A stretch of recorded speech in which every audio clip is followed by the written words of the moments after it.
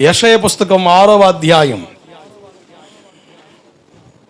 యెషయా పుస్తకం 6వ అధ్యాయం 2వ వచన భాగాన్ని చదువుదాం.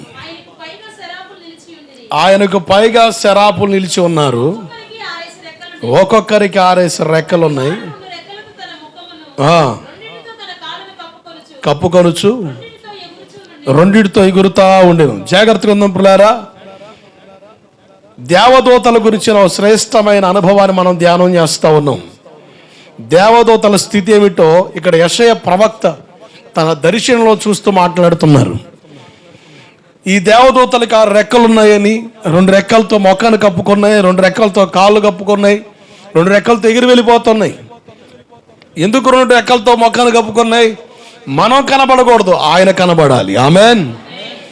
2 కాళ్ళు కప్పుకున్నాయి, మన ఇష్టం కాదు, దేవుని ఇష్టం నెరవేర్చాలి. 2 రెక్కలతో ఎగిరి వెళ్ళిపోతున్నాయి, చెప్పకని చెబుతున్నాయి. ఒక రోజున మధ్యాకాశంలో కడబోర శబ్దం వినబడినప్పుడు మనము కూడా ఎగిరి వెళ్ళిపోతాము. గట్టిగా చపలు కొడుతూ స్తోత్రం చెబుదాం. హల్లెలూయా. ఎగిరి వెళ్ళిపోతాం.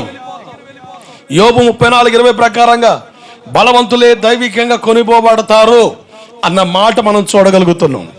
అంటే బలహీనులు దైవికంగా కొనిపోబడలేరు అన్న విషయాలు కూడా ప్రస్తావించినట్టే. అంటే బలం కావాలి. ఏ రకమైన బలం?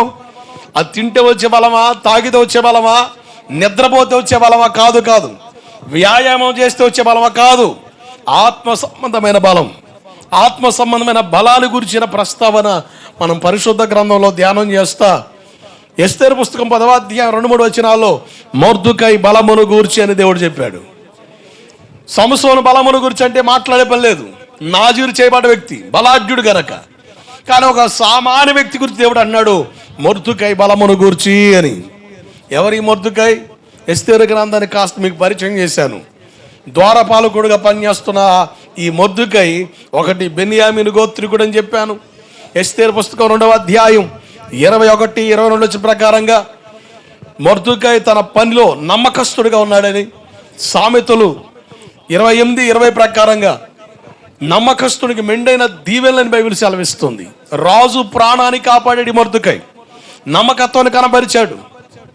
ఏ విషయాలు నమ్మకం ఉండాలి? బైబిల్ చెబుతుంది అన్ని విషయాల్లో నమ్మకం ఉండవని. మీ ఆధ్యాత్మిక క్షేమం కొరకు 5 సంగతుల మీద తీసుకొచ్చాను. ఒక విశ్వాసి దేవుని ఎదుట నమ్మకస్తుడిగా ఉండాలి.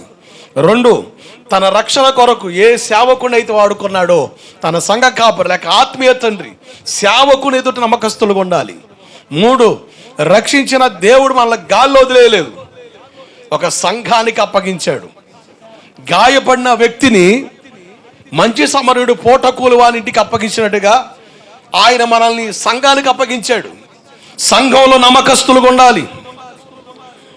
సంఘానికి వెళ్తున్న మనకు దేవుడు ఏదో ఒక పరిచర్య, దేవుని ప్రేరణలోనో లేక మన ఇష్టాన్ని బట్టో దైవ సేవకుల ప్రోత్సాహం బట్టో ఏదో ఒక పరిచర్యలో మనం అప్పగించబడతాం. ఆ పరిచర్యలో నమ్మకస్తులుగా ఉండాలి. 5, నీ జీవనాధారం కొరకు దేవుడు డబ్బులు ఇస్తాడు. ఆ డబ్బులు ఖర్చు పెట్టే విషయంలో నమ్మకస్తులుగా ఉండాలి అని 5 విషయాలు ప్రస్తావిస్తూ 4వ సందర్భాన్ని మనం మాట్లాడుతున్నాం. పరిచర్యలో నమ్మకస్తులుగా ఉండాలి అని. ఆమెన్. బైబిల్లో భక్త జనం మనకు కనబడుతున్నారు. మోషే నాయకత్వంలో అహరోను కనబడ్డారు మనకి.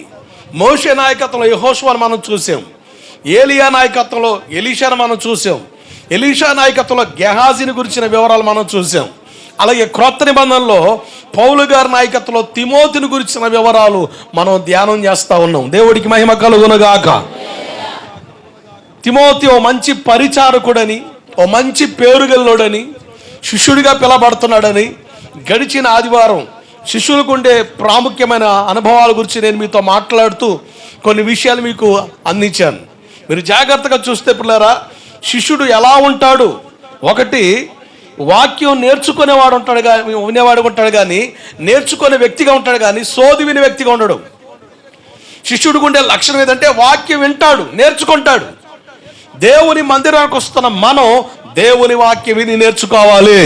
ఆమేన్. వాక్యమే మనల్ని పరలోకానికి సిద్ధపరిచేది. మా టాలెంట్స్ కాదు, మా ప్రయోగాలు కాదు, మా ప్రయత్నాలు కాదు. ఇవన్నీ కూడా మాకు లబ్ధిని చేకూరుస్తాయి. మేము డెవలప్ అవ్వచ్చు, కానీ ఒక విశ్వాసి దేవుని కలుసుకోవాలన్నా, నిత్య రాజ్యంలో కనబడాలన్నా ఆ వ్యక్తి వాక్యము ద్వారా సిద్ధపరచబడాలి. ఆమేన్. నీకు నాకు మధ్యలో వాక్యమే పని చేయాలి, మరి ఏది పని చేయడానికి లేదు. దేవుని వాక్యమే పని చేయాలి. దేవుని వాక్యమే పని చేస్తే నువ్వు క్రీస్తు కొరకు యోగ్యత కలిగిన వ్యక్తిగా కట్టబడతావు. లేక నా సొంత ప్రయత్నాలు ప్రయోగాలు పని చేస్తే నాకు ప్రయోజనకరంగా నిన్ను వాడుకుంటా. నువ్వు దేవునికి ప్రయోజనకరంగా మారలేవు. నువ్వు దేవునికి ప్రయోజనకరంగా మారాలి అంటే వాక్యము నేర్చుకునే వ్యక్తిగా ఉండాలి. ఆమేన్. హల్లెలూయా. నీ సమస్యల పరిష్కారం కొరకు కాదు దేవుడి దగ్గరికి వచ్చేది, నిన్ను నీవు సమర్పించుకోవడానికి రావాలి. నువ్వు సమర్పించబడాలి. ఇష్టంతో వచ్చే వ్యక్తి, దైవజనులు అన్నారు కదా, ఇష్టంతో వచ్చే వ్యక్తి తను తాను అప్పగించుకుంటాడు దేవుడికి. సమస్యల కోసం వచ్చేవాడు దేవుణ్ణి అడ్డం పెట్టుకొని బ్రతకాలని వస్తాడు. దేవుని అడ్డం పెట్టుకొని బ్రతకాలనే ఆ బ్రతుకు నీ జీవితానికి ప్రయోజనకరంగా ఉండదు. సమస్యల పరిష్కారం కొరకు కాదు, సమర్పించుకోవడానికి వచ్చేవాడే శిష్యుడు. ఆమేన్. హల్లెలూయా. యేసును సిలువ వేసేవాడు కాదు, సిలువనెత్తుకొని యేసును వెంబడించేవాడు శిష్యుడు. సిలువ శ్రమకు సూచన. ఏమండి, దైవజనులు పనిచేస్తున్న నార్త్ ఇండియా, పూణే, ముంబై, ఆ ప్రాంతాల్లో నాకు బాగా తెలుసు. ఆ ప్రాంతాల్లో సువార్త చాలా కష్టం. అవునన్నా, చాలా కష్టం. ఈవెన్ దో మైక్స్ వినబడితే ఊరుకోరు, వెంటనే కేసు పెట్టేస్తారు. డిస్టర్బెన్స్, న్యూసెన్స్ అని కేసు పెట్టేస్తారు. బ్లాక్ చేయడానికి కూడా రెడీ అయిపోతారు. కనుక సైలెంట్గా ఆరాధన చేయడమే. కానీ మన భారతదేశంలో, ఆంధ్ర రాష్ట్రంలో కొన్ని ప్రాంతాలకి అటువంటి పరిస్థితులు వస్తున్నాయి, దాపరిస్తున్నాయి. ఇప్పుడు కొన్ని ప్రాంతాల్లో సౌండ్ పొల్యూషన్ అని, లేకపోతే డిస్టర్బెన్స్ అని కాస్త ఇబ్బందులు కలుగుతున్నాయి. కొన్ని ప్రాంతాల్లో చర్చెస్ క్లోజ్ చేయడానికి ప్రయత్నం చేస్తున్నారు. దేవుడు మనకు అవకాశం ఇచ్చాడు, ప్రశాంతంగా దేవుని సన్నిధికి వచ్చి ఆరాధించే భాగ్యం. నేనంటాను, ఇటువంటి పరిస్థితి ఉన్నప్పుడే యేసుతో కట్టబడు. ఆమేన్. హల్లెలూయా. నామకార్థ భక్తి చేయొద్దు, నామకార్థ భక్తిలో ఉండొద్దు. అన్నోలు ఏరియా మొత్తం సవాల్తో కూడిన పరిచర్లు, సవాల్తో కూడింది. క్రీస్తు కొరకు యోగ్యంగా బ్రతకగలిగినోడే భక్తి చేయగలడు. నామకార్థుడు బ్రతకలేడు దేవుని కొరకు. ఎందుకంటే అడుగు అడుగు శ్రమలే, చాలా డిస్టర్బెన్స్ వస్తాయి. అని చెప్పారు కదా, తెలియకుండా ఆర్ఎస్ఎస్ ఫ్యామిలీస్కి బాప్తిసాలు ఇచ్చారు. అసలు అది ఎంత ప్రాబ్లమేటిక్, అంత ప్రాబ్లమేటిక్. మన ఏరియాలో కూడా వాళ్ళు వ్యాప్తి చెందుతున్నారు. కొన్ని ఏరియాస్లో రకరకాల ప్రాబ్లమ్స్, రకరకాల అభ్యంతరాలు కలుగుతున్నాయి మన రాష్ట్రంలో కూడా. కానీ దేవుడిచ్చిన అవకాశం సద్వినియోగం చేసుకో. నేను ఒకటే మొండిగా దేవుని సేవకు వచ్చా. ఎవడనొచ్చి చంపుతానన్నాడు అనుకో, చంపేయి, ఇబ్బంది ఏం లేదు. ఎందుకో తెలిసి ఎప్పటికని చెప్తా, రోగం వచ్చో వయసు మీద పడి చెప్తా. అదే యేసు కొరకు తెచ్చాను అనుకో, యేసు నా కొరకు ఎదురు చూస్తాడు. ఆమేన్. హల్లెలూయా. నిజం. ఆ రోషంతోనే ఎవడనొచ్చి కొట్టినా సరే, అతని రక్షణ కొరకు నేను దెబ్బలు తినడమే భాగ్యం అయితే దెబ్బలు తింటా. ఎందుకంటే ఒక వ్యక్తి రక్షించబడమే ముఖ్యం. ఆ రోషం లేకపోతే క్రీస్తు కొరకు బ్రతకలేము. రాబోయే రోజుల్లో రోషం కలిగి బ్రతకడం మన భాగ్యం. కరోనా టైంలో ఒక అతను వచ్చి, ఇదిగో 200 మందిని పోగేసుకొని ఈ కరోనా టైంలో ఏం చేస్తామని జనాన్ని చంపేస్తా, ఇదిగో గోవిందపురం నడిబొట్టు నిలబెట్టి కాల్చి పడేస్తాను అంటున్నాడు. నేను నవ్వుతా చూస్తున్నా. అరే, దానికోసం ఎదురు చూస్తున్నారా? దానికోసం ఎదురు చూస్తున్నా. ఎంత భాగ్యం అండి. క్రీస్తు కొరకు నిందపడడం గొప్ప భాగ్యం, క్రీస్తు కొరకు శ్రమపడడం ఆశీర్వాదం. ఈరోజు ఆ భాగ్యాన్ని చేతులారా పోగొట్టుకునే వాళ్ళు ఉన్నారు. జాగ్రత్త, నువ్వు పోగొట్టుకునేది పరలోకాన్ని. మనం దేవుని కాడ ఇష్టంతో రావాలి. వాస్తవం ఎవరు పిలవాలి నేను బొట్టు పెట్టి? అన్నాను, మా అబ్బాయి పెళ్ళికి అయితే పిలిస్తే ఇంటింటి తిరిగి పెళ్ళి కనుక చర్చికి రమ్మ నేను పిలవను. ఇష్టంతో రావాలి. నువ్వు ఎలా రావాలి? కష్టంతో కాదు. ఎట్లా రావాలి? ఎలా రావాలయ్యా? ఇష్టంతో రావాలా. నువ్వు వచ్చేది ఎవరి దగ్గరికి? దేవుని దగ్గరికి. మనుషులు సంతోషపెట్టే భక్తి ఉపయోగపడదు. ఇష్టంతో రా. ఆదివారం ఎప్పుడు వస్తుందా, ఆదివారం ఎప్పుడు వస్తుందా, ఆయన సన్నిధిలో ఎప్పుడు ఉందామా అన్న ఆశ నీ హృదయాన్ని భక్షించాలి. కానీ ఇప్పుడే వచ్చింది ఆదివారం, ఎంత త్వరగా వచ్చింది ఆదివారం, అబ్బా ఎంత త్వరగా రావాలి మరి. రోజులు ఊరకనే గడిచిపోయినాయి. ఈ నెల బలి గడిచిపోయిందండి. అసలు నాకు బలి అసలు సంఘక్షేమం రోజు నైట్ ప్రార్థనలు కదా, మన సంవత్సరం కొంచెం టైం పట్టింది నాకు. అసలు ఈ నెల ఎంత ఊరకనైపోయింది, ఊరకనైపోతున్నాయి రోజులు. ఆయన రాకడ సమీపంగా ఉంది, ఆయన రాకడికి సమీపంగా ఉన్నాం. సిద్ధపాట్లోకి రావడం ఆశీర్వాదం. దేవుడికి స్తోత్రం కలుగునుగాక. తన జీవితంలో అపేక్షించువాడు కాదు, ఉపేక్షించువాడు. దేవుడి దగ్గరికి వస్తే నాకు లాభం రావాలి, దేవుడిని నమ్ముకుంటే నాకు ప్రయోజనం కలగాలి, దేవుడి దగ్గరికి వస్తే నాకేదో కలిసి వచ్చేయాలి, ఇట్లా అనుకునే వాళ్ళు క్రీస్తు కొరకు బ్రతకలేరు. నిజమైన విశ్వాసి క్రీస్తు కొరకు విడిచిపెడతాడు, క్రీస్తు కొరకు విడిచిపెడతాడు. మా నాన్న అడిగాడు, నీకు ఆస్తి వద్దా? అవసరం లేదు, నాకు యేసు ఉంటే చాలు, యేసు ఉంటే చాలు. మా నాన్నకు మైండ్ పోయింది, ఈ మైండ్ లేని మాటలు మాట్లాడుతున్నాడని అర్థం కాలే ఆయనకి. కానీ నాకు అర్థమైంది, క్రీస్తు కొరకు విడిచిపెట్టడం గొప్ప భాగ్యం. నువ్వు ఏది విడిచిపెట్టినా దాన్ని రెండంతలుగా పొందుకుంటావు. నా దేవుని పని కొరకు కుటుంబాన్ని విడిచిపెట్టాను, తల్లిదండ్రుల ప్రేమకు దూరం అయ్యాను, దాదాపు కొన్ని సంవత్సరాలు ఒంటరిగా బ్రతికా నా జీవితంలో. దేవుని సేవ కొరకు ఎక్కడ పడుకున్నానో తెలీదు, ఏమి తిన్నానో తెలియదు, కానీ దేవుడు ఎప్పుడు పస్తుంచలేదు, దేవుడు ఎప్పుడు కూడా నా ఆకలితో వదిలిపెట్టలేదు. నా కడుపు నింపేవాడు, నాకు రాత్రి అయ్యేపాటికల్ ఎక్కడొక స్థానాన్ని దేవుడు ఏర్పాటు చేసేవాడు, అక్కడ పడుకునేవాడిని. ఇటువంటి పరిస్థితులు ఉన్నప్పటికీ కూడా క్రీస్తు కొరకు బ్రతకాలని ఆశ తప్ప దేవుని సేవను వదిలిపెట్టిపోవాలనుకుంటే నీ దాకా వచ్చేవాడిని కాదు. ఎప్పుడు వెనక్కి వెళ్ళిపోయేవాడిని, ఎప్పుడో లోకంలో కలిసిపోయేవాడిని. ఎన్ని బాధలు వచ్చినా, ఎన్ని కష్టాలు వచ్చినా పరిశుద్ధాత్మ నాతో ఒక మాట అన్నాడు, ఫిన్ని, నువ్వు వ్యవసాయం చేసిన కష్టాలు వస్తాయి, ఉద్యోగం చేసిన కష్టాలు వస్తాయి. నీకేదో ఉందని ఓరకని కూర్చొని తిన్నా, ఏదో ఒక రోజు మీ అమ్మ నాన్న ఏమంటారు, ఓరకని కూర్చొని తింటే ఎట్టా అంటారు. ఏదో ఒక రోజు నా బాధ వస్తుంది, ఆ బాధ ఏదో సేవలో పడితే బాగుంటుంది కదా, ఆ మాట నాకు ధైర్యాన్ని ఇచ్చింది. వాస్తవే కదా, యేసును విడిచి ఎటు పోయినా కూడా కష్టమే కదా. కష్టం లేని పని ఏముందండి, అన్ని కష్టమే, అన్ని ఇబ్బంది. అదేదో సేవలో పడదాం, అదేదో దేవుని కొరకు పడదాం, అదేదో దేవుని కొరకు అనుభవిద్దాం. ఆ మాట నా హృదయాన్ని కట్టింది.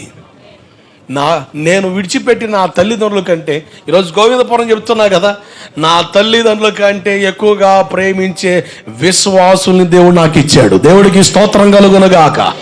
ఆమేన్. ఒక్కొక్కసారి నా ప్రసంగం కొంచెం ఘాటుగా ఉండొచ్చు, కాస్త బాధగా ఉండొచ్చు, నొప్పించినట్టుగా ఉండొచ్చు, కానీ నీ హృదయంలో నా మీద ఉన్న ప్రేమ సావదు. దేవుడికి స్తోత్రం కలుగునుగాక. సావదు, ఎందుకంటే దేవుడు పెట్టింది గనక, దేవుడు పెట్టింది గనక. నిన్ను గాయపడితే నాకేమైనా ₹1,00,000 ఇస్తాడా? ఏకి ప్రసంగాలు చేస్తే నాకేమైనా వేల కోట్లు వస్తాయా? లేవుగా. నా బాధ, నా బోధ నువ్వు నిత్యత్వంలో ఉండాలని. పౌలు అంటాడు కదా, నేను నరకానికి పోయినా పర్వాలే, మీరు నిత్య రాజ్యంలో ఉంటే చాలని. మోషే కూడా అది అంటాడు, నన్ను నరకంలో వేసిన పర్వాలే, వీళ్ళు మాత్రం విడిచిపెట్టదు ప్రభు అని దేవునికి మారు మనసు కలిగి అంత ప్రార్థన మోషే చేశాడు. దేవుడికి స్తోత్రం కలుగునుగాక. హల్లెలూయా. క్రీస్తు కొరకు అపేక్షించేవాడు కాదు, క్రీస్తు కొరకు ఉపేక్షించేవాడు శిష్యుడు. ఆయన కొరకు విడిచిపెట్టే అనుభవం చాలా ఆశీర్వాదం. అట్టి అనుభవాలు కూడా మనం కట్టబడాలి. లూకాసు వార్త 11వ అధ్యాయం 1వ వచనం చదవండి. లూకాసు వార్త 11వ అధ్యాయం 1వ వచనం.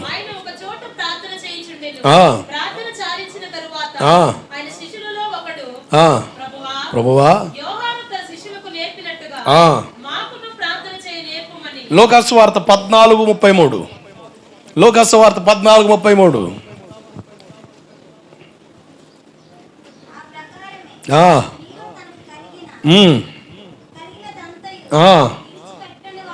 విడిచిపెట్టని వాడు, జాగ్రత్త నుండి కూర్చుకునేవాడు కాదు, నేర్చుకునేవాడు శిష్యుడు. ఆమేన్. నేర్చుకునేవాడు, కూర్చుకునేవాడు కాదు. క్రీస్తు కొరకు ఖర్చు అయిపోయేవాడు శిష్యుడు. మనం ఆయన కొరకు ఖర్చు అయిపోవాలి. ఆయన కొరకు నీ సమయాన్ని ఖర్చు పెట్టాలి, నీ ధనాన్ని ఖర్చు పెట్టాలి, నీ బలాన్ని ఖర్చు పెట్టాలి, నీ ఆయుష్కాలాన్ని, నీ జీవితంలో సమయాన్ని దేవుని కొరకు ఖర్చు పెట్టాలి. కూర్చుకునేవాడు కాదు. ఈరోజు క్రైస్తవులు నేర్చుకున్న పద్ధతి, దేవుడి దగ్గరికి వస్తే మాకు ఆశీర్వాదాలు వస్తాయి, మాకు ప్రతిఫలాలు వస్తాయి, మాకు మేళ్ళు వస్తాయి, మాకు దీవెనలు వస్తాయి, మాకు అనుకున్నది జరుగుద్ది. వాస్తవే, దేవుడు జరిగిస్తాడు. ఆయన బిడ్డల్ని వట్టిగా వదిలిపెట్టడు. ఈరోజు ఓపికతో వచ్చావు కదా దేవుని దగ్గరికి, తగిన ఆశీర్వాదం దేవుడు ఇస్తాడు. అంతేగాని స్వార్థపూరితంగా మనం దేవుని దగ్గర రాకూడదు, స్వలాభాన్ని కోరి రాకూడదు. కూర్చుకునేవాడు కాదు శిష్యుడు, నేర్చుకునేవాడు శిష్యుడు. క్రీస్తు కొరకు బ్రతకడం నేర్చుకున్నవాడు, క్రీస్తు కొరకు నిలబడ్డం నేర్చుకున్నవాడు, క్రీస్తు కొరకు శ్రమపడ్డం నేర్చుకున్నవాడు, క్రీస్తు కొరకు తనకున్న దాన్ని నష్టపోయేవాడు శిష్యుడు. దేవుడికి మహిమ కలుగునగాక. హల్లెలూయా. లోకాసు వార్త 14వ అధ్యాయం 26-27 వచనాలు.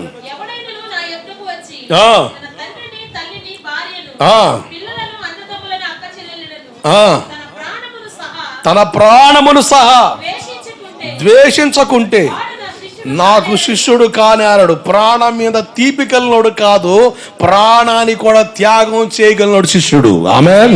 హల్లెలూయా. క్రీస్తు కొరకు ప్రాణాన్ని విడిచిపెట్టే పరిస్థితులు వచ్చినా అది భాగ్యంగా ఎంచు. అది భాగ్యం అండి, అది అందరికి రాదు. దేవుడు నీ జీవితంలో అనుమతిస్తే దాన్ని పొందుకో, దాన్ని పోగొట్టుకోవద్దు. ప్రాణాన్ని సహా ద్వేషించేవాడు, ప్రాణాన్ని కూడా లెక్క చేయకుండా ప్రాణాన్ని క్రీస్తు కొరకు పెట్టడానికి ఇష్టపడేవాడు శిష్యుడు. ఈరోజు ఎంతమంది క్రీస్తు కొరకు బ్రతకడానికి నేర్చుకోగలుగుతున్నారు? రాబోయే రోజులు పరిస్థితులు బాగోవు. చెప్తున్నాను కదా, మనమున్న కాలంలోనే ఆంధ్ర రాష్ట్రంలో పరిస్థితులు మారితే క్రీస్తు కొరకు దెబ్బలు తినడానికి సిద్ధమేనా? క్రీస్తు కొరకు శ్రమ పడడానికి ఇష్టమేనా? చిన్న మాట ఎవరన్నా బైబిల్ పడి ఓ అబ్బో భక్తి పురాలు పోతుందంటే బైబిల్ పక్కన పెట్టేసి ప్రార్థన మానేస్తాం. ఏదమ్మా ప్రార్థన రావట్లేదంటే నేను వస్తాను అంటున్నారండి వాళ్ళు. అదే జనం అంటారు, పంది లేక తింటదిరా అన్నా కూడా అడ్డం పడి తింటావే మరి మారుకోవచ్చుగా. అమ్మా ఆ రోసం ఆడకు రాదా? తినే కాడ రాదా రోసం? ఓరపంది లేమే వస్తుందంటే మానుకోవచ్చుగా. బోవా అబ్బే మానం, ఆడంటే మాకెందుకండి, మేము తింటాం. మరి బతుపరు రాలాగా నీకెందుకు, ఆడంటే నాకెందుకు అని చర్చికి రావచ్చుగా, దేవుని సన్నిధికి రావచ్చుగా. మనం దేవుని దగ్గరికి వస్తుంది ఒకటి గమనించండి, మన ముఖాలు చూడడానికి కాదు, దేవుని ముఖాన్ని చూడడానికి. అది నీకు అలవాటు అవ్వాలి. మనుషుల ముఖాలు చూడడానికి వస్తే ఒక్కొక్కసారి మనుషులు ఎట్లా ఉంటారంటే అప్పుడు దాకా జిగిడి దోస్తులా ఉంటారు, అప్పుడు ఏదో ఒక గందరగోళం. ఇక ఎట్లా ఉంటుందంటే అసలు సై అంటే సుయ్, నెయ్యి అంటే నుయ్యి అన్నట్టు ఉంటుంది. ఇద్దరు ఒక చోటికి రావాలి. ఇప్పుడు వాళ్ళ ముఖాన్ని చూడడానికి మనం రావట్లే. ఎవరిని చూడడానికి వస్తున్నావు? దేవుని చూడడానికి. దేవుణ్ణి చూడడానికి వస్తున్నావు. సేవకుని ముఖం చూసి వెళ్ళడానికి రావట్లే, దేవుని చూడడానికి వస్తున్నావు. అది నీవు అలవాటు చేసుకుంటే ఏది కూడా దేవునికి నీకు దూరంగా ఉంచదు. దేవుడికి దూరం కాలేవో. దేవుడు కావాలండి, దేవుడి కోసం. ఈ సహవాసంలో దేవుడిని నాటాడు, ఈ సహవాసంలో దేవుడిని నాటాడు. ఆయన వస్తే ఇదిగో పలానా సహవాసంలో పలానా బిడ్డను నాటే కదని ఎక్కడి నుంచి వస్తాడు, నిన్ను చూడడానికి ఇష్టపడతాడు. ఒక సహవాస క్రమాన్ని, ధర్మాన్ని దేవుడు పెట్టాడు. అన్యుల్లాగా రోజుకు ఒక గుడికి, రోజుకు ఒక ప్రాంతానికి పోతే భక్తి కాదా? భక్తి చేయొచ్చు, కానీ స్థిరమైన భక్తి ఉండదు. క్రీస్తు కొరకు బ్రతకలేవు. ఒక వ్యక్తి నీ కొరకు జవాబుదారితనంగా ఉండలేడు. నీ కొరకు ఒక వ్యక్తి లెక్క చెప్పాలి, ఆ వ్యక్తి సేవకుడు. మేము లెక్క చెప్పవలసిన వారిగా పనిచేయాలి.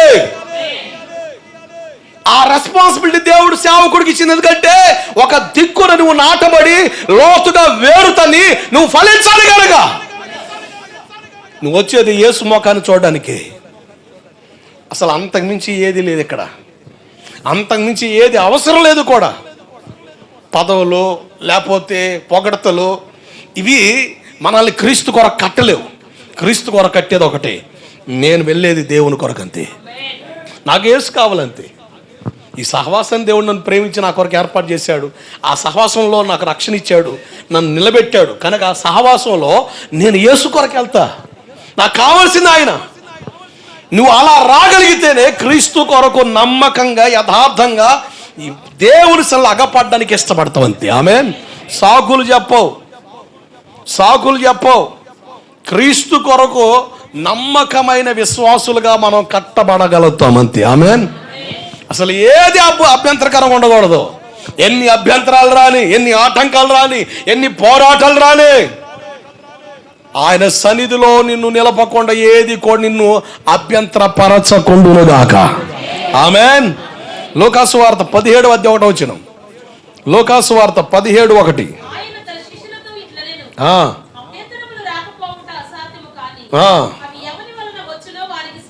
సంఘములో అభ్యంతరకరంగా ఉండేవాడు శిష్యుడు కాదు, ఆశీర్వాదకరంగా ఉండే వ్యక్తి శిష్యుడు. ఆమేన్.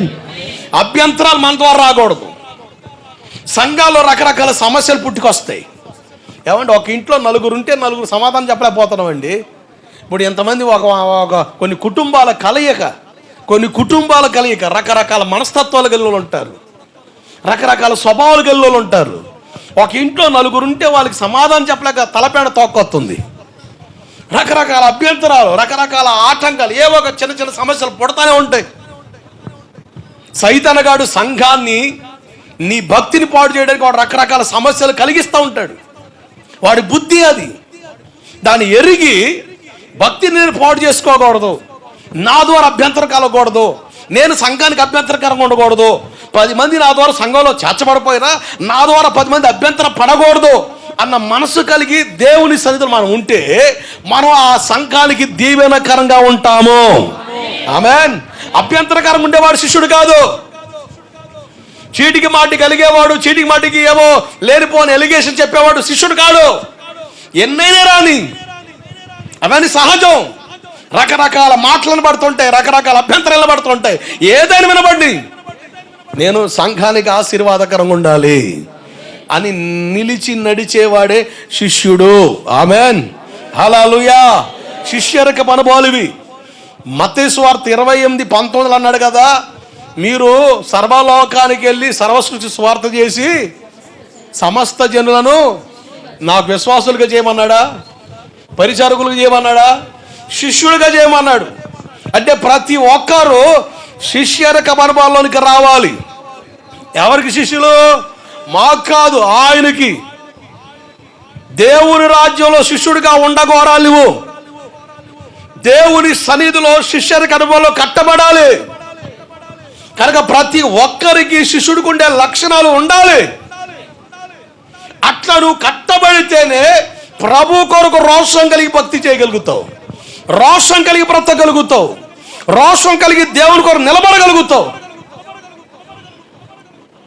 తిమోతి గురించి బైబిల్ చెబుతున్న మాట అపోస్తుల కార్యం 16:1 లుస్రా అనే ప్రాంతంలో తిమోతి అను శిష్యుడు ఒకడు ఉండెను.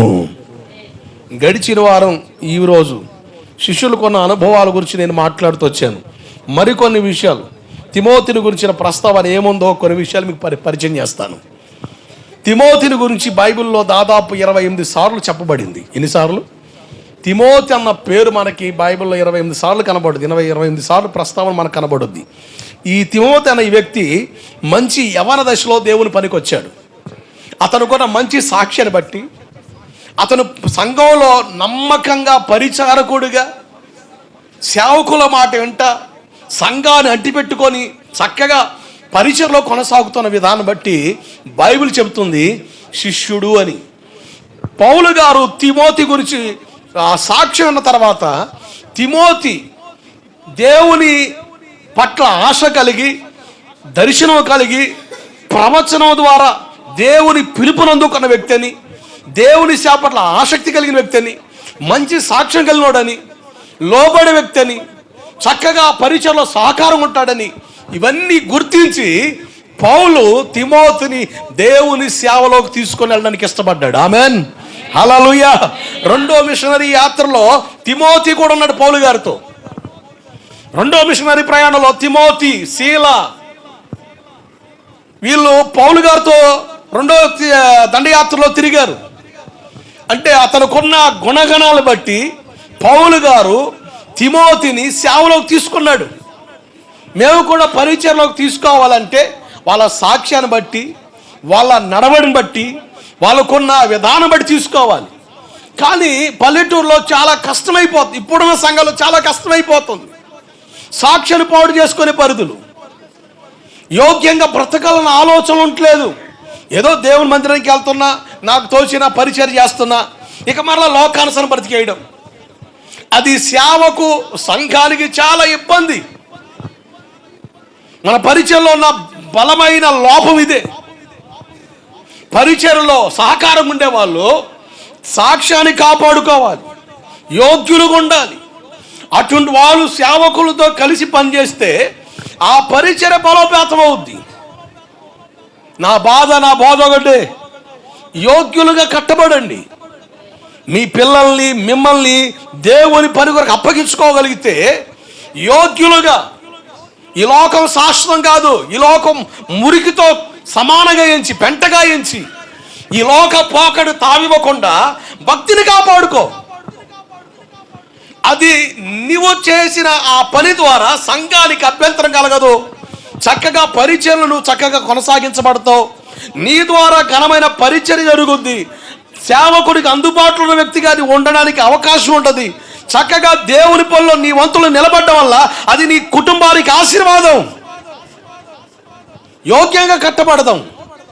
తిమోతి జీవితం మనకు నేర్పే చక్కని పాఠం అదే. పౌలు జాన్ మార్క్ని ఇష్టపడలే, ఎందుకంటే మధ్యలో వెళ్ళిపోయాడు. బర్నబాకి పౌలుకి ఎందుకు డిస్కషన్ అంటే అదే. బర్నబా ఏమో సొంత మేనలుడు జాన్ మార్క్ బర్నబా గారికి. ఈయన అంటాడు ఇతను కూడా తీసుకొని వెళ్దాం, ప్రయోజకుడుగా ఉంటాడని. పౌలు గారు అసలు పనికిరాడు, మధ్యలో సేవ వదులుకొని వచ్చాడు, అసలు ఉపయోగపడ్డావు. వాళ్ళ అమ్మ మరియమ్మ చాలా ఆసక్తి కలిగిన ఆమె. ఆదిమ సంఘానికి తన ఇంటిని ప్రార్థన గదిగా అప్పగించేసింది. చక్కగా ఆనాటి అపోస్తులు అక్కడ సంఘంతో కూడి ఆరాధించేవాళ్ళు. మీరు అపోస్తుల కార్య 12వ చూస్తే పేతురు గారు జైల్లో నుంచి వచ్చినప్పుడు డైరెక్ట్గా ఈ జాన్ మార్క్ తల్లి మరియమ్మ ఇంటికి వెళ్తాడు. ఎందుకంటే పరిచర్కి అంత సహకారం నిలబడింది ఆమె. మిగతా వాళ్ళందరూ అమ్మ మా ఆయన ఊరుకోడు, మా పక్కింటోళ్ళు ఊరుకోరు, వీళ్ళు ఊరుకోరు అని చెప్పిన ఆ మంద ఒకటే, ఎవరేమనుకొని పర్లేదు, మా ఆయనతో నేను చెప్పా, మా అబ్బాయి కూడా ఇష్టమే కనుక మా పైన గది ఖాళీయే, ఆ గది దేవుని పనికి వాడుకోనని అప్పగించేసింది. అంతేకాదు తన బిడ్డ ఉద్యోగం చేస్తే సంతోషపడాలనుకోలే, సంపాదిస్తే సంతోషపడాలనుకోలే, దేవుని సేవలు ఉంటే ఆశీర్వాదం అనుకుంది, దేవుని పనులు ఉంటే భాగ్యం అనుకుంది. వాడు కష్టపడి మాకు తెచ్చి పెట్టేది ఏమి లేదు, దేవుడు సమృద్ధినిచ్చాడు, ఇబ్బంది ఏమి లేదు, నా బిడ్డ ఒక బిడ్డ సేవకులతో ఉంటే చాలు. వాడు వాక్యం చెప్పమని పర్లే, సేవకులు కాళ్ళు ఉత్తినా చాలు, సేవకులకు సహకారం ఉన్నా చాలు, వాళ్ళకు వండి పెట్టినా చాలు, వాళ్ళ బట్టలు ఉతికినా చాలు, వాళ్ళ వెనకాల బ్యాగ్ పోసిన, బైబిల్ పోసిన ఆశీర్వాదం అనేది అనుకుంది జాన్ మార్క్ తల్లి.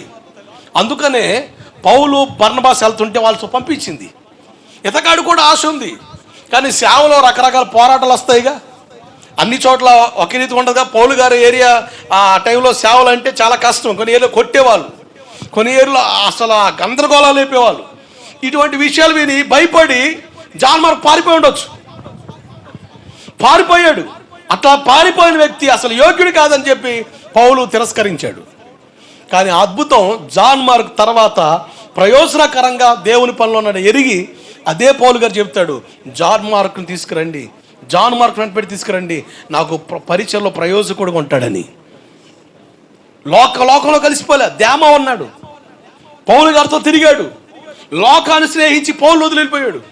లోకాన్ని స్నేహించి అంతవరకు చక్కగా పౌలు గారితో పరిచయంలో ఉండి, దేవుని పనిలో ఉండి, సేవలో ఉండి, సహకారంగా ఉండి, మధ్యలో ఏం పుట్టిందో తెలియదు, లోకము చేత ప్రేరేపించబడి పౌలు వదిలిపోయాడు. దేమా లోకంలో కలిసిపోయాడు. కానీ జాన్ మార్క్ అలా కారణం ఏంటంటే వాళ్ళ తల్లి ప్రార్థన పర్రాలు, తన బిడ్డ దేవుని పనులను ఆశపడింది కనుక అతనికి ఎన్నో మాటలు ఊరిపోసి ఉండొచ్చు, అతను ఒక ఉపవాసాలని ప్రార్థన చేసి ఉండొచ్చు. దేవుడు అతని హృదయాన్ని కట్టాడు, ప్రయోజనకరమైన పాత్రగా మారాడు. దేవుడికి స్తోత్రం కలుగునుగాక. తిమోతి ఎప్పుడైతే ఈ జాన్ మార్క్ విషయంలో అలా జరిగి రెండో దండయాత్రలో శీలా పౌలు గారు మరలా అదే ప్రాంతాలకు వచ్చారో, ఈ దర్బే, లుస్త్రా, ఇకోనియా ప్రాంతాల్లో ఓ మంచి యవనస్తుడు సహకారం కావాలి, పరిచర్లో మాకు తోడుగా ఉండాలి, మేము వెళ్ళే ప్రాంతాల్లో మేము వంట చేసుకొని, మేము బట్టలు ఉతుకొని ఇవన్నీ చేసుకోవడం కష్టం. కాస్త మాకు పరిచయంలో సహకారం ఉండాలి. యవనస్తుడు పరిచయంలో నమ్మకంగా ఉండే వ్యక్తి, సంఘంలో యోగ్యమైన వ్యక్తి, మంచి సాక్ష్యం కలిగిన వ్యక్తి అంటే ఆ 3 సంఘాల్లో చెప్పిన సాక్ష్యం ఏంటంటే తిమోతి అనే వ్యక్తి ఉన్నాడండి. చాలామంది కుర్రోళ్ళు ఉన్నారు, కానీ వాళ్ళు అడపదడప ఇటు అటు ఉంటారు. కానీ తిమోతి అన్న వ్యక్తి మాత్రం మంచి యోగ్యమైన వ్యక్తి, ప్రార్థనాపరుడు. వాళ్ళ అవ్వ లోయి, వాళ్ళ అమ్మ ఇకోనియా, వీళ్ళు ఆ అబ్బాయిని మంచిగా సిద్ధపరిచారు. ప్రార్థనలు నిలబడతారు. పొద్దున్న లేచి ప్రార్థన చేయబట్టి టీ ఉండదు, ఉండదు, కనుక ఖచ్చితంగా ప్రార్థన చేయాల్సింది. ఒక క్రమాన్ని నేర్పారు. చక్కగా యోగ్యంగా మాట్లాంటాడు, మాకు ఎప్పటికప్పుడు అందుబాటులో ఉంటాడని తిమోతి గురించి సాక్ష్యం చెప్పగానే తిమోతి విషయాన్ని పౌలు తెలుసుకొని తనతో పాటు తీసుకెళ్ళడానికి ఇష్టపడ్డాడు. దేవుడికి స్తోత్రం కలుగునుగాక. ఈ తిమోతి పౌలు గారి చివరి దశ వరకు తోడుగా ఉన్నాడు. ఆమేన్. నేను చెప్పా, సహకారులు ఉన్నారు, అలాగే ఆయనతో కలిసి పనిచేసిన వాళ్ళు ఉన్నారు, అనుచరులు ఉన్నారు, అలాగే పౌలు గారి శత్రువులు కూడా ఉన్నారని చెప్పా. కానీ తిమోతి విషయంలో మాత్రం పౌలు చెప్తాడు కదా, ఓ చక్కని సాక్ష్యం, నా నిజ కుమారుడైన తిమోతి. ఆమేన్. అంటే ఒక కొడుకును చేర్చుకున్నాడు. అటు చూసుకుంటున్నాడు, పౌల్ని ఒక తండ్రిలా చూసుకుంటున్నాడు. వృద్ధాప్యంలో ఉన్న తండ్రిని ప్రేమించే కొడుకు ఎంత బాగా చూసుకుంటాడో అంత జాగ్రత్తగా చూసుకుంటున్నాడు. కనుక తిమోతి మీద తండ్రి ప్రేమ వ్యక్తపరిచి మాట్లాడుతున్నాడు. నా నిజ కుమారుడు, ఇస్ మై ఒరిజినల్ సన్. దేని బట్టి? పౌలు గారు పిల్లలు పుట్టి ఆ పిల్లల్లో ఒకడు ఈ తిమోతి కాదు, విశ్వాసాన్ని బట్టి తిమోతి నాకు నిజ కుమారుడుగా మారాడు. దేవుడికి స్తోత్రం కలుగునగాక. ఆత్మీయ కుమారుడు. పౌలు గారు వాక్యం రక్షింపబడ్డాడు. పౌలు గారు కట్టిన సంఘాల్లోనే విశ్వాసిగా బలపడ్డాడు, పరిచయలో నలిగాడు. అద్భుతం. అదే పౌలు గారితో కలిసి సేవలో కొనసాగుతున్నాడు. ఆశ్చర్యం. ఆత్మీయ తండ్రి ఆయనే, ఆత్మీయ నాయకుడు ఆయనే. పౌలు గారు రకరకాల పరిస్థితులు కూడా ప్రయాణం చేశారు. పౌలు గారు ప్రతి శ్రమలో తిమోతి ఉన్నాడంతే. ఆమేన్. రకరకాల శ్రమలు వచ్చినాయి పౌలు గారి మీద, లేనిపో నిందలు మోపేవాళ్ళు. అసలు ఆయన అపోస్తుడు కాడని ఒకడు, అసలు ఆయన కానుక ఇచ్చేది ఏంటి, అసలు ఆయన కానుక తీసుకోవడం అరుగుడు కాదు, అపోస్తలత్వంలో లేడు, సేవకుడు ఎట్టయ్యాడు, ఇట్లా రకరకాల నిందలు మోపుతూ ఉంటున్నా, రకరకాల అభ్యంతరాలు మాట్లాడుతున్నా. కొంతమంది బలహీనపడి అభ్యంతరపడి వెళ్ళిపోయారు.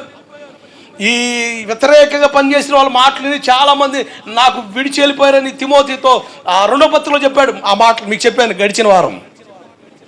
చాలామంది విడిచిపెట్టారు, కానీ తిమోతి మాత్రం పౌలు గారిని అంటి పెట్టుకొని ఉన్నాడు. ఆమేన్. హల్లెలూయా. సేవలో దైవజనులుగా నేను అనిపిస్తుంటా కదా, కొన్నిసార్లు నిరుత్సాహం ఉండిపోతాం, నీరు గారిపోయిన పరిస్థితులు, మొత్తం ఏదో ఒంటరిగా మిగిలిపోయినట్టు, తెలియని వేదన హృదయాన్ని వెళుతూ ఉంటుంది, మనసు అంతా కలవరంతో ఉండిపోయే పరిస్థితులు. సేవ చేస్తున్నాం కదా, పరిచర్య కట్టబడడానికి ఎట్లా, అసలు ఏంది పరిస్థితులు అన్న నిరుత్సాహాలు, రకరకాల అభ్యంతరాలు. సంఘాలకు వచ్చే వాళ్ళే కొన్ని లేనిపోని మాటలు మాట్లాడుతున్నప్పుడు, అవి వినబడతా ఉన్నప్పుడు, గిట్టని వాళ్ళు మాట్లాడే మాటలు వినబడుతున్నప్పుడు, నిరుత్సాహం, ఒంటరితనం హృదయాన్ని వెళ్తున్నప్పుడు, నిజం ఒక్కొక్కసారి అనిపిస్తుంది గోవిందపురం విడిచిపెట్టి ఇటన దూరంగా వెళ్ళిపోయి ఒక 4 రోజులు ఉండి బాగుంటుంది అనిపిస్తుంది. అసలు గోవిందపురం వదిలిపెట్టి వెళ్ళిపోయి ఆదివారం వచ్చి అలా చూసి మరలా దూరంగా ఇటని వెళ్ళిపోయి మళ్ళా వస్తే బాగుంటుంది. అసలు ఏడే నలిగిపోవడం ఎట్లా, నిరుత్సాహం. సేవకుడిగా నాకే కాదు, ప్రతి ఒక్కరు ఎదుర్కొనే పరిస్థితి. ఎంత పెద్ద సంఘం ఉన్నా, ఎంత గొప్ప సంఘం ఉన్నా, వేల మంది ఉన్నా, ఈ పరిస్థితులు ఉండే మా ప్రయాణాలు. నిరుత్సాహం, దుఃఖం, ఒక్కొక్కసారి పరిచర్లో సరైన కదలికలు కనపడవు, బాధ. ఇంత కష్టపడుతున్నాం కదా, ఇన్ని తిప్పలు పడుతున్నాం కదా, అయినప్పటికీ కూడా కొంతమంది అర్థం చేసుకోరు, రకరకాల మాట్లాడుతూ ఉంటారు, రకరకాల ఆలోచనలు వినబడుతున్నప్పుడు నిరుత్సాహం వెళ్తూ ఉంటుంది. సంఘానికి వచ్చే వాళ్ళు సరిగ్గా లేనప్పుడు, వాళ్ళ పరిస్థితులు సరిగ్గా కనబడినప్పుడు, ఆ విధానాలు చూస్తున్నప్పుడు వేదన, బాధ, ఒకలాంటి దుఃఖం వెలుగుతూ ఉంటుంది. అటువంటి పరిస్థితుల్లో పౌలు వెళ్తున్నప్పుడు తిమోతి పౌలుకి అండగా ఉన్నాడంతే. ఆమేన్, హల్లెలూయా. దేవుడు నిలబెడతాడు. తిమోతి వంటి వాడిని దేవుడు నిలబెడతాడు. నిజం, కొన్నిసార్లు దేవుడు ఆదరిస్తున్నా కూడా ఆదరణ అందదు.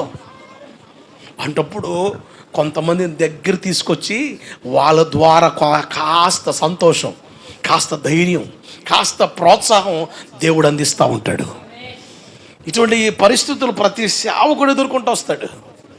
కానీ ఆశ్చర్యం, పౌలు గారి దగ్గర 100 మంది రక్షింపబడ్డారు, 100 మంది పరిచర్లో ఉన్నారు, 100 మంది తరఫీదులోకి ఉన్నారు. కానీ తిమోతిలాగా పౌలును అర్థం చేసుకున్న వాళ్ళు చాలా తక్కువ. దేవుడికి మహిమ కలుగునుగాక, హల్లెలూయా. అందుకని తిమోతి గురించి పౌలు గారు ఒక చక్కని మాట అంటాడు. ఫిలిప్పీ పత్రిక 2వ అధ్యాయం 20-21. ఫిలిప్పీ పత్రిక 2వ అధ్యాయం 20-21.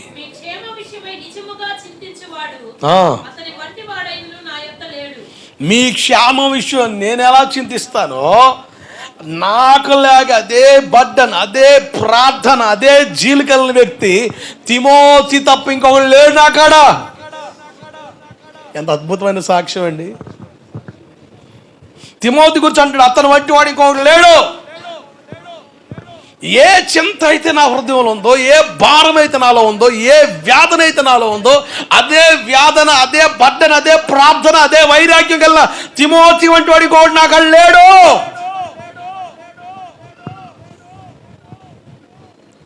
ఇటువంటి సాక్షి నువ్వెందుకు పొందకూడదు? దైవజనులుగా మేము మీకోసం కొన్ని విషయాల్లో సాక్ష్యం పలకాలి. అలా పలికేటప్పుడు హృదయ లోతుల్లో నుంచి పలకగలిగిన ఆ స్థితిని మీరు కలిగించినప్పుడు, తిమోతి గురించి పౌలు ఎట్ట అన్నాడు చూడండి. అసలు హృదయంలో నుంచి మాట్లాడుతున్నాడు.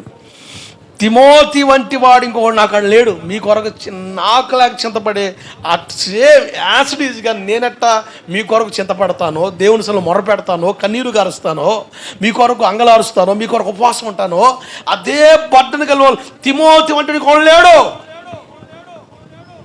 ఈ తిమోతి గారు 79 సంవత్సరాలు బ్రతికారు. ఎఫీసీ సంఘానికి సంఘ కాపరిగా పనిచేశాడు. ఎఫీసీ సంఘంలో సంఘ కాపరిగా తిమోతి గారు పనిచేశారని చరిత్ర చెబుతుంది. ఆ ఎఫీసీ ప్రాంతంలోనే కొంతమంది విగ్రహారాధన చేస్తూ ఉంటే, అన్య దేవతల్ని ఆరాధిస్తూ ఉంటే వాళ్ళని ఖండితంగా గద్దించడం వలన, వాళ్ళకి హెచ్చరికలు చేయడం వలన వాళ్ళు కోపచిత్తులై తిమోతిని రాళ్ళతో కొట్టి చంపారని, కర్రలతో కొట్టి చంపారని, ఏదేమైనప్పటికీ హతసాక్షి గుంపులోకి వెళ్ళిపోయాడు తిమోతి. పౌలు ఎలాగైతే చిరఛేదనం చేయబడడం కూడా ఇష్టపడ్డాడో, అదే వైఖరి, అదే జీల్ తిమోతిలోకి వచ్చేసింది. దేవుని కొరకు బ్రతికి ఆ మనసు మనకు ఉండాలి. తిమోతి పౌలు దగ్గర నుంచి చూశాడు, చాలా దగ్గర నుంచి చూశాడు. ప్రతి సమస్యలో, ప్రతికూల పరిస్థితుల్లో కూడా తిమోతి పౌలుతో ఉన్నాడంతే. దేవుడికి స్తోత్రం కలుగునుగాక. మీరు అపోస్తుల కార్యములు 17వ అధ్యాయం 13, 14, 15 వచనాలు చదివితే, బెరియా సంఘంలో దేవుడు చేసిన ఉజ్జీవాన్ని బట్టి కొంతమంది అల్లర్లు రేపుతారు, గందరగోళాలు రేపుతారు. అప్పుడు పౌలుని త్వరపెట్టి పంపిస్తారు. అలా పౌలు వెళ్ళేటప్పుడు ఆ దరిదాపులో తిమోతి కూడా ఉన్నాడు. చాలా సందర్భాల్లో పౌలు సేవలు ఎదుర్కొనే సమస్యలను బట్టి కొంతమంది అంటారు, పౌలు అన్నకి ఇంత బాధ ఎందుకు, అక్కడ మాట్లాడితే తంతారని తెలీదా, ఎందుకు మాట్లాడేది, నోరు మూసుకొని ఉండొచ్చుగా అని కొంతమంది వితండవాదనగా మాట్లాడే వాళ్ళు ఉంటారు. కానీ పౌలుకున్న వైరాగ్యం ఏంటంటే, ఏ పరిస్థితిలోనైనా యేసు క్రీస్తు దేవుడని ప్రకటించాలి. ఆమేన్. యేసు ప్రభు దేవుడు అంతే. మీరు యూట్యూబ్ ఛానల్లోకి వెళ్ళండి, అసలు రకరకాల వదంతులు వినబడుతున్నాయి. ఈ సిద్ధాంతపరంగా కొన్ని విషయాల్లో మాట్లాడుతున్న వాళ్ళు కూర్చోబెట్టి ఒకడు ఇంటర్వ్యూ చేస్తే ఏదేదో అడుగుతున్నాడు. వాళ్ళు తెలివిగా, వాళ్ళు తెలిసినట్టు వాళ్ళు మాట్లాడుతుంటే దాన్ని నచ్చినోడు ఇంకోలాగా, నచ్చినోడు ఇంకొకలాగా, రకరకాల విభేదాలు, రకరకాల పరిస్థితులు. పౌలుకున్న వైరాగ్యం ఏదంటే, ఎక్కడున్న క్రీస్తు కొరకు ప్రకటించాలంతే. మరణం నన్ను మింగేయడానికి రెడీగా వచ్చిన యేసు సత్యదేవుడు అని చెబుతానే నా ప్రాణాలు వదులుతానని కంకణం కట్టుకున్న వ్యక్తి. ఎందుకంటే ఒకప్పుడు సంఘాన్ని హింసించాడు, సంఘాన్ని ఇబ్బంది పెట్టాడు, చాలామంది చావు కారుకుడే. స్టిఫెన్ రాళ్ళతో కొడుతుంటే సాక్షిగా, అతని చావుకి సాక్షిగా నిలబడ్డాడు. అంత కఠినంగా ప్రవర్తించిన సౌలు పౌలుగా మారిన తర్వాత అదే వైరాగ్యం కలిగి క్రీస్తు కొరకు బ్రతకాలని నిలబడ్డాడు. అదే వైరాగ్యం కలిగి నిలబడ్డాడు. ఏ పరిస్థితిలో ఉన్నా, ఎక్కడున్నా. కొన్ని ప్రాంతాల్లో, కొన్ని సభల్లో ఆయన్ని తీర్పు నిలబడినప్పుడు ఆయన మాట్లాడే మాటలు విని, ఇంత త్వరగా నన్ను క్రైస్తవుడిగా మార్చాలని చూస్తున్నావు అని చెప్పి కొంతమంది అధికారులు కూడా మాట్లాడిన మాటలు కనబడతాయి. ఎక్కడ కూడా అవకాశం దొరికితే తన సాక్ష్యాన్ని బట్టి దేవుని పరిచయం చేయాలని పరితపించిన వ్యక్తి. ఇటువంటి గందరగోళ పరిస్థితుల్లో, రకరకాల పరిధులు, కొన్ని ఏరియాలో సువార్త చేయని పరిస్థితులు, ఆ ప్రాంతాల్లో కూడా సువార్త ప్రకటించడం, అక్కడ కొట్టినా తిట్టినా జైల్లో వేసిన ఏదని చేయది. తిమోతి పౌలుని దగ్గర నుండి చూశాడు. హెబ్రీ పత్రిక 13వ అధ్యాయం 23వ వచ్చిన భాగం చూడండి. అంటే తిమోతి కూడా జైలుకి వెళ్ళడానికి ఇష్టపడిపోయాడు. తిమోతి జైలుకి వెళ్ళడానికి ఇష్టపడిపోయాడు. పౌల్ని దగ్గర నుండి చూసి అదే వైరాగ్యంలోకి వచ్చాడు. క్రీస్తు కొరకు రోషం కలిగి బ్రతకాలన్న తపన తన హృదయం వెళ్ళింది. సిలువ దర్శనాన్ని మనం చూస్తే మనకి క్రీస్తు కొరకు శ్రమ పడాలన్న మనసు కలుగుద్ది. ఆమేన్. మేమేం చెబుతాం తెలుసా పిల్లరా? నాకు రాత్రి ప్రార్థన చేస్తుంటే ఒక పెద్ద వేదిక, విస్తారమైన జనం, ఓ భారీ సెట్టింగ్ సిస్టమ్. నేను వాక్యం చెబుతుంటే జనాలు గుండెలు బాదుకొని ఏడుస్తున్నారు. పిల్లరా, నేను ప్రార్థన చేస్తుంటే అసలు ఆ పరిచర్య కొరకు పెద్ద పెద్ద కార్లు, పెద్ద పెద్ద బళ్ళు దేవుడికి చూపిస్తున్నాడు. ఈ దర్శనాలు మేము చెప్పేది. నాకు గ్రహింపు వచ్చిన తర్వాత నేను తెలుసుకున్న దర్శనం ఒకటే, సిలువ దర్శనం. ఆమేన్. మాకు ఏ దర్శనం ఉండాలి? సిలువ దర్శనం ఉండాలి. అవన్నీ పెంపుడు కూరత సమానం. క్రీస్తు కొరకు బ్రతుకుతా ఉంటే దేవుడిచ్చే ఆశీర్వాదాలు అవి. వాటి కొరకు పని కట్టుకొని ఓరట పరిచే మాటలు చెప్పే పరిస్థితులు అవసరంలే. పౌలు అంటాడు, నేను అతిశయిస్తే సిలువ ఎందే అతిశయిస్తానంటాడు. సిలువే నా దర్శనం అంటాడు. ఆయన దర్శనం సిలువ కనుక వస్త్రాలు లేకపోయినా సేవ చేశాడు, అన్నం లేకపోయినా సేవ చేశాడు, కొట్టి ఒక మూల పడేసిన సేవ చేశాడు. ఈ కారులే, ఈ బంగళాలే, ఈ ఆశీర్వాదాలే దర్శనాలకు ఉంటే ప్రభా ఏంది నాయన దర్శనం అంత హైట్లో ఉంది, దరిద్రం ఎంత దగ్గరగా ఉందని ఏడ్చేవాడేమో. ఏమండి? దర్శనమేమో అంత హైట్లో ఉంది, దరిద్రం ఇంత దగ్గరగా ఉంది ఏందని. దరిద్రం కాదు, అది భాగ్యం. ఆమేన్. దేవుని కొరకు ఆ నింద పడ్డం, ఇబ్బంది పడ్డం, పూట పడ్డం భాగ్యం. అప్పులు పాలే ఒకరోజు గడవడానికి ఇబ్బంది పడి తిప్పలు పడే కుటుంబాలు ఉన్నాయి. తెలివి తక్కువతనంగా డబ్బులు తెచ్చుకొని తీర్చక ఎక్కువ చేసుకొని నొప్పులు తెచ్చుకునే పరిస్థితులు. వాడు బాధపడిపోతాడు ఒక పూట పోలేదని. అసలు క్రీస్తు కొరకు అట్లా పూట పడి ఇంకెంత భాగ్యం అండి. అసలు క్రీస్తు కొరకు ఆ బాధపరిచి ఎంత భాగ్యం. నేనంట జ్ఞాపకార్థ పుస్తకంలో దేవుడు రాసేస్తాడంతే. క్రీస్తు కొరకు ఒక పూట నిద్ర త్యాగం చేసిన, లేక భూవ త్యాగం చేసిన జ్ఞాపకార్థ పుస్తకంలో రికార్డ్ అయిపోద్ది. దేవుడు సంతోషపడే విషయాలవే. క్రీస్తు కొరకు మనం నష్టపోవడం నేర్చుకోవాలి. దేవుని అడ్డం పెట్టుకొని సంపాదించుకోవడం నేర్చుకుంటే దాన్ని బట్టి ప్రభు ఆనందించలేడు. క్రీస్తు కొరకు శ్రమపడి ఆయన కొరకు ఇబ్బంది పడతా, ఏ ఇబ్బంది అయినా ప్రభు కొరకు ఎదుర్కోవడానికి ఇష్టంగా ఉంటే మెచ్చుకుంటాడు దేవుడు, అంతే. ఆమేన్. హల్లెలూయా. సిలువ దర్శనం, సిలువ దర్శనం ఉండాలి. ఆ దర్శనం మనకు ఉంటే, మన హృదయాన్ని వెళితే ఎంత కష్టమైనా, ఎంత ఇబ్బంది అయినా, ఎంత బాధ అయినా క్రీస్తు కొరకు అనుభవిస్తాం.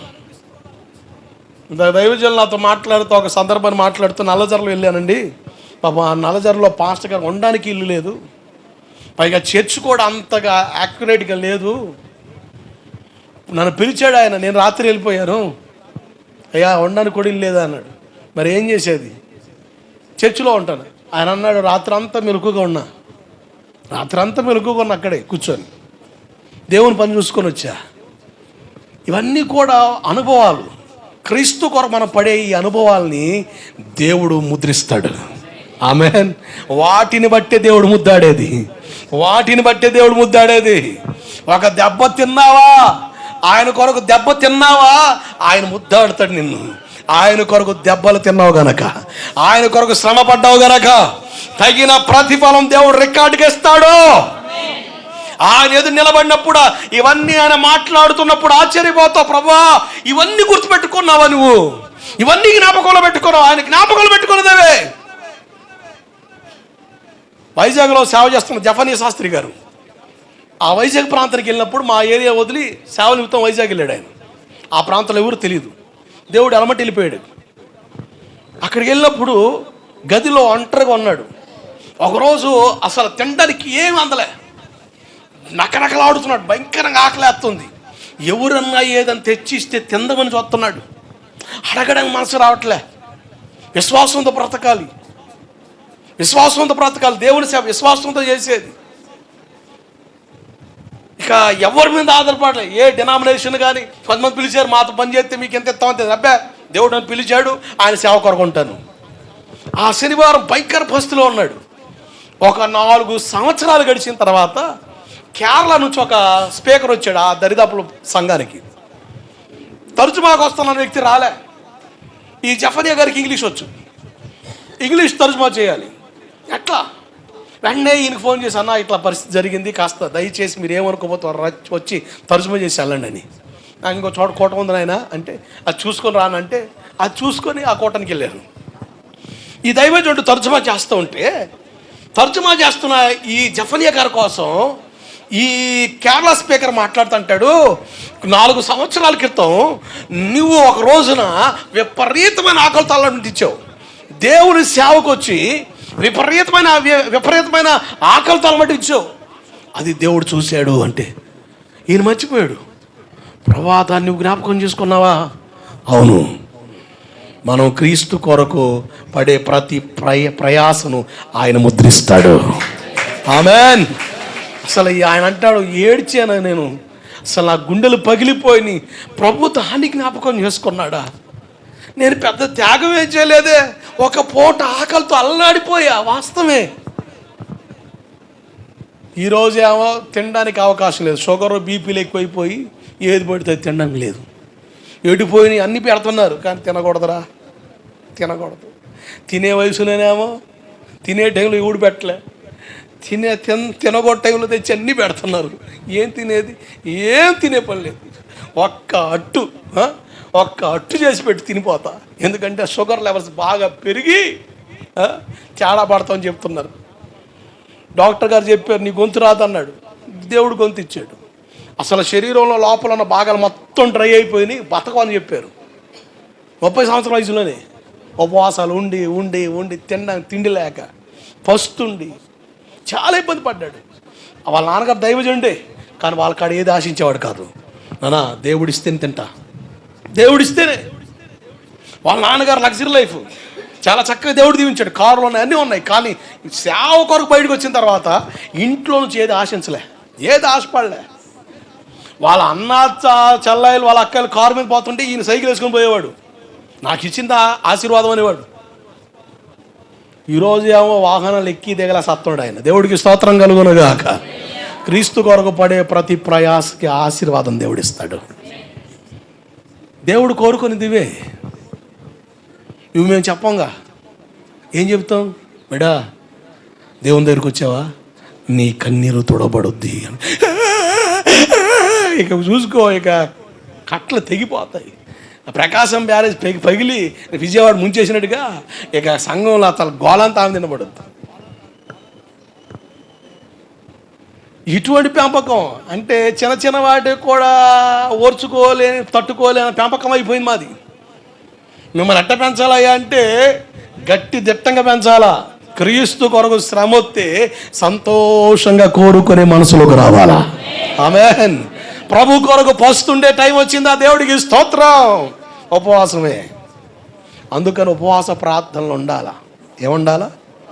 ఇవన్నీ ట్రైనింగ్ తరఫీకి టైమింగ్ అన్నమాట. ఇప్పుడు ఉపవాసాలు ఉన్నాం అనుకో, క్రీస్తు కొరకు తినడానికి తినలేనప్పుడు కూడా అలవాటే మనకి. 40 రోజులు ఈజీ కొట్టేసాం, ఏముంది 40 రోజులు మనుషుల దాకా బతికేద్దాం అంటాం. ఇక 3 పూటల తిండి లేకపోతే ఆత్రాన్ని బతికేవనుకో, ఇదిగో నువ్వు ప్రభు దగ్గరికి వెళ్తే నీకు పోలేదంటే ఆ దేవుడు వద్దయ్యా, నాకు ఆ పోవే దేవుడు. తమ కడుపే వాళ్ళ, చెప్పండి, వాళ్ళ కడుపే వాళ్ళ దేవుడు. కొంతమంది వాళ్ళు చేతి పనే దేవుడు. ఇదిగో యేసు ప్రభు నమ్ముకుంటే ఉద్యోగాలు లేవు, యేసు ప్రభు నమ్ముకుంటే మీకు జీతాలు ఏమంటే, అయ్యా యేసు ప్రభు వద్దయ్యా, మాకు ఆ జీతమే కావాలయ్యా, ఉద్యోగం కావాలయ్యా, ఎందుకంటే మా పనే మా దేవుడు. మన దేవుడు ఎవరు? కడుపా పనా? ఎవరు? నీ కొరకు ప్రాణత్యాగమైన యేసునాథుడు. ఆమేన్, హల్లెలూయా. నీ కొరకు బలైపోయిన ఆయన, నీ కొరకు శ్రమపడ్డాడు. కడుపులో నీరు కదలకుండా కూర్చొని ఉపదేశం చేసిపోలే ఆయన. నీ కొరకు సిలువ త్యాగం, రక్తం కార్చాడు ఆయన, ప్రాణం పెట్టాడు. ఆయన వైపు చూడు, యేసు వైపు చూడు, నీ భారమంతా పోద్ది, నువ్వు తీరానికి చేరుతావంతే. ఆమేన్, హల్లెలూయా. ఆయనకు అసాధ్యమైతే ఏది లేదు. ఈ పెంపకంలోకి రావాలి మనం. ఇది అసలు పెంపకం. ఈ పెంపకంలో మనం నలిగి నిలబడితే క్రీస్తు కొరకు ఏ బాధ వచ్చినా ధైర్యంతో ఎదుర్కొంటాం. అది నా భాగ్యం, అది నాకు దేవుడిచ్చిన భాగ్యం, అది నాకు ఆశీర్వాదంగా ఎంచుకొని దేవుని స్తుతిస్తాం. ప్రభా, నువ్వు నమ్ముకుంటే కష్టాలు వచ్చేస్తున్నాయి నాయన, నేను నమ్ముకుంటే అందరు తిడుతున్నారయ్యా, తిట్టనోడు కూడా తిడుతున్నాడయ్యా, అయ్యా కొట్టనోడు కూడా కొడుతున్నాడయ్యా, అయ్యా ఈ బాధలు ఏందయ్యా, ఈ కష్టాలు ఏందయ్యా, అయ్యా సిలువలో నువ్వు మోసేసావు కదయ్యా నా బాధలన్నీ, మళ్ళీ నాకెందుకే ఈ బాధలు, అబ్బా భలే నేర్చుకున్న బాధన, సిలువలో అన్నీ మోసేసావు కదా, మళ్ళీ ఇక కష్టం లేదంటే ప్రభు చెప్పాడు. పౌలు గారు అంటాడు, సిలువలో కొదువైన వాటిని మనం భరించాలంటాడు పౌలు గారు. అది ఆశీర్వాదం. ఈ భాగ్యాన్ని ఎరిగి మనం బ్రతికితే మన జీవితాలు కట్టబడతాయి, క్రీస్తు కొరకు యోగ్యులుగా ఉండగలుగుతాం. పౌలు అపోస్తలుడు ఎట్లా వైరాగ్యంతో ఉన్నాడు, అదే వైరాగ్యం తిమోతిలో మనం చూడగలుగుతాం. ఈ తిమోతిని గురించి కొన్ని విషయాలు మీకు పరిచయం చేస్తాను. ఇతని నేచర్, ఇతని స్వభావం ఎటువంటిదో కొన్ని మాటలు చూపిస్తాను. తిమోతి 2వ పత్రిక 1వ అధ్యాయం 7-8 వచనాలు త్వరగా చదవాలి. దగ్గరగా పౌలును చూడటం వల్ల అతని పరిస్థితి ఎట్లా మారింది, అసలు ప్రారంభ అతని స్థితి ఏమిటో మీకు అర్థమైతే బాగుంటుందని.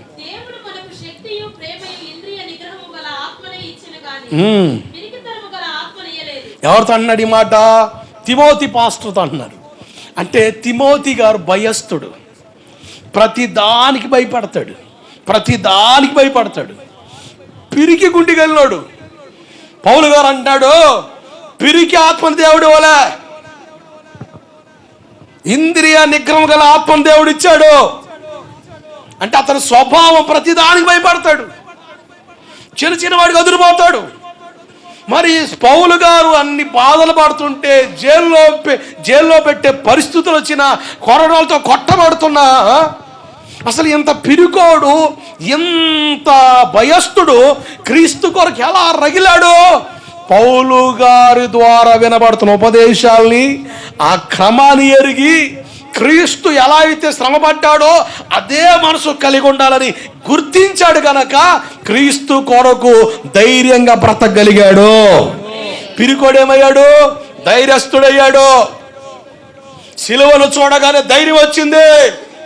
ఆ సిలువను గురించిన ప్రత్యక్షత మనకు వస్తే మనం క్రీస్తు కొరకు ధైర్యంగా ఉంటాం, పిరికితనం ఉండదు. ఒక పిరికోడు ధైర్యస్తుడిగా మారిపోయాడు. కారణం ఏంటంటే సిలువను గురించిన ప్రత్యక్షత. పౌలు ద్వారా సిలువను గురించిన ప్రత్యక్షత తిమోతికి అర్థమైంది కనుక మనం పిరికోలుగా ఉండకూడదు, క్రీస్తు కొరకు ధైర్యంగా ఉండాలి. తప్పు చేస్తే భయపడాలి, పొరపాటు ఉంటే భయపడాలి, పొరపాటు లేకపోతే ధైర్యంగా దేవుడు కొరకు నిలబడాలి అన్న ప్రత్యక్షత తెలియడు గనక పిరికోడు భయస్థుడు ధైర్యస్తుడుగా మారిపోయాడు. అంతే. ఆమేన్. పిరికోలో మనం చిన్న వాటి భయపడుతుంటాం. అలా భయపడే మనకు ధైర్యం రావాలి అంటే సిలువ దర్శనం నీకు అర్థం అవ్వాలి. ఆ సిలువ ప్రత్యక్షత నీకు వస్తే నువ్వు దేనికి భయపడవు, దెయ్యాన్ని భయపడవు, కొంతమంది వాళ్ళు లేడంటేనే భయం, రకరకాల భయాలు. విచిత్రం ఏంటంటే అన్ని భయపడతాం కానీ దేవుడికి మాత్రం భయపడతలే. అన్ని భయాలు ఉన్నాయి, ప్రతి దానికి భయపడుతున్నాం. దేవుని భయం మాత్రం కొంత మనుషులు లేదు. మీరు చూడండి, అసలు ఈ సంవత్సరం ప్రతి రాష్ట్రంలో ప్రతి దేశంలో విపరీతమైన వానలు. మొన్న సైన్యాలో వాన వస్తే అసలు ఆ గాలికి మనుషులు ఎగిరిపోతున్నారు. ఇప్పుడు అమెరికా ఏరియాలో వర్షం, బీభత్సమైన వర్షం. అసలు మనుషులు కూడా బ్రతకడానికి వీలు లేనంత భయానక వర్షాలు పడుతున్నాయి. కరోనా టైంలో మనిషి భయం పుట్టిందండి. అమ్మో చచ్చిపోతాం, అమ్మో దేవుడు అని భయం కలిగింది. కరోనా మొత్తం ఎప్పుడైతే కామయిందో దైవజనులు సంఘాలు కలిసి ప్రార్థన చేశారు. లైవ్ల్లో సంఘాల్లో కూడుకొని ప్రార్థన చేయగా దేవుడు ఆ విపత్తును తప్పించాడు. ఎప్పుడైతే ఆ కరోనా తొలగిందో మనుషులు అసలు భయమే లేదు. విచిత్రం ఏంటంటే కరోనా మునుపు అరాకొరా ఉన్న పాపిష్టత్వం కరోనా తర్వాత పెంట్ అయిపోయింది. అసలు పాపం ఎక్కువైపోతుందండి. మనుషుల్లో పరిశుద్ధత కనబడతలే. నేను చెప్తాను, జాగ్రత్తనండి. బైబిల్లో ఉంది, లోతు దినాలు ఉన్నట్టుగా ఆయన రాకడ దినాలు ఉంటాయట, నోవాహు దినాలు ఉంటాయట. నోవాహు ఒక్కడే నీతిమంతుడిగా కనబడ్డాడు. మిగతా వాళ్ళందరూ వాళ్ళు నీతి లేదు. నీతిగా బ్రతికావా ఎత్తబడే గుంపులో వస్తావు. లోతు కాలం ఉన్నట్టు ఉంటుందట. లోతు సొదమ కుమారులు ఉన్నాడు. సొదమ కుమార పాపం ఓడలేకపోయాడు. ఆయన పాపం పెట్టలేకపోతుంది, ఆకాశం అంటుందట. ఈ చివరి దినాల్లో ప్రేమ చల్లారిపోతుంది, ప్రేమ ఉండదు. మనుషుల్లో ప్రేమ ఉండదు. కట్టుకున్న భార్య మీద భర్తకు ఉండదు, భర్త భార్య మీద చూపడు, భార్య భర్త మీద చూపదు, పిల్లల మీద కూడా ఉండదు ప్రేమ. కసాయితనం, ప్రేమ చల్లారిపోతుంది బైబిల్ చెప్తుంది. వాస్తవం, ప్రేమ చల్లారిపోతుంది కనుకనే భయానకమైన దారుణాలు జరుగుతూ ఉన్నాయి. లోతు కాలం ఉండకూడదట, పాపం పెట్టేకపోద్ది. జాగ్రత్త, క్రీస్తు కొరకు నమ్మకం బ్రతుకు.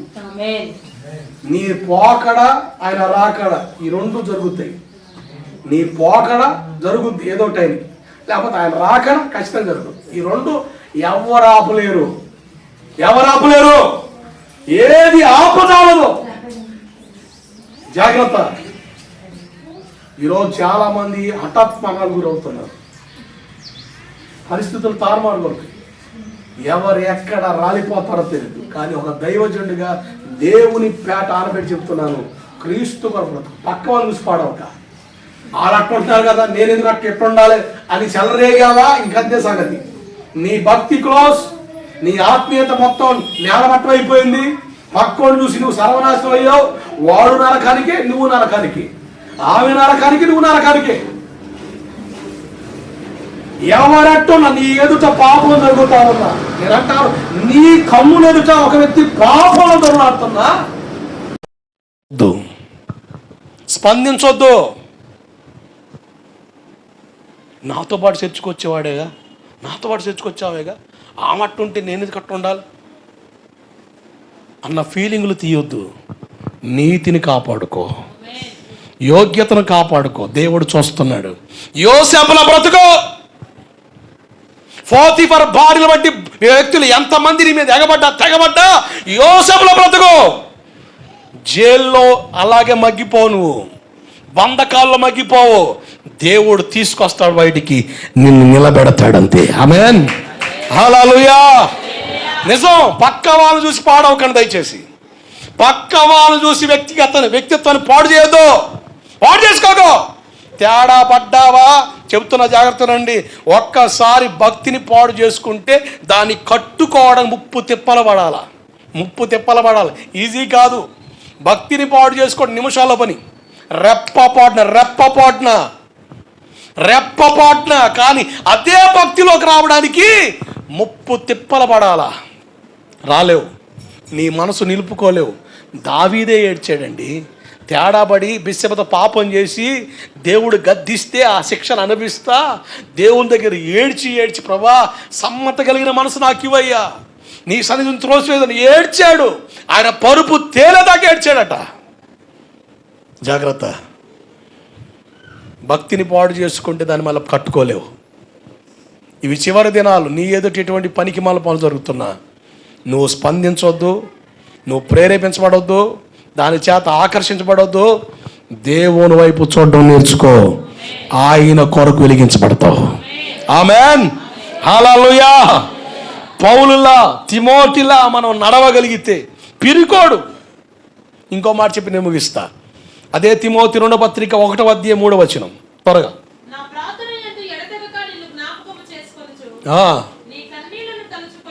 ప్రతిదానికి ఏడుస్తాడు. సున్నితమైన మనస్తత్వం. ఎవరికైనా ఏదైనా జరిగిందంటే ఓరకనే ఏడుస్తాడు.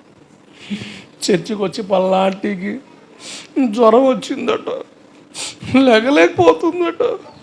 అరే నువ్వేదికి ఏడుతున్నారా అంటే, ఆంటీని చూస్తే చాలా బాధగా ఉంది. అరే ఆమెకి మంది నువ్వెందుకు ఏడుతావు? చిన్నదానికి చిన్న చిన్న వాటికి ఏడుపు. కొంతమంది ఇదో మనస్తత్వం, టచ్ మీ నోట్ ప్లాంట్ అనమాట. అలా టచ్ అయితే అలా ముడిసిపోతాం. ఇంకంతే. చిన్న చిన్న వాటికే అన్నిటికీ ఏడుతావా? ప్రార్థనలో మాత్రం ఏడుపు రాదు ఈ మనిషికి. దేవుడికి స్తోత్రం కలుగును గాక. ప్రార్థనలో ఏడుపు రాదు. సున్నితమైన మనస్తత్వం. కానీ క్రీస్తు కొరకు శ్రమలు ఎదుర్కోవడం వలన హృదయం కట్టబడింది. క్రీస్తు కొరకు శ్రమలు అనుభవించాలని తెగించగలిగాడు కనుకనే జైలుకి వెళ్ళాడు. చివరికి కొరడాలతో కర్రలతో కొట్టి చంపుతావన్నా చావడానికి ఇష్టపడ్డాడు తిమోతి. అట్టి రీతిగా మనల్ని దేవుడు కట్టునుగాక.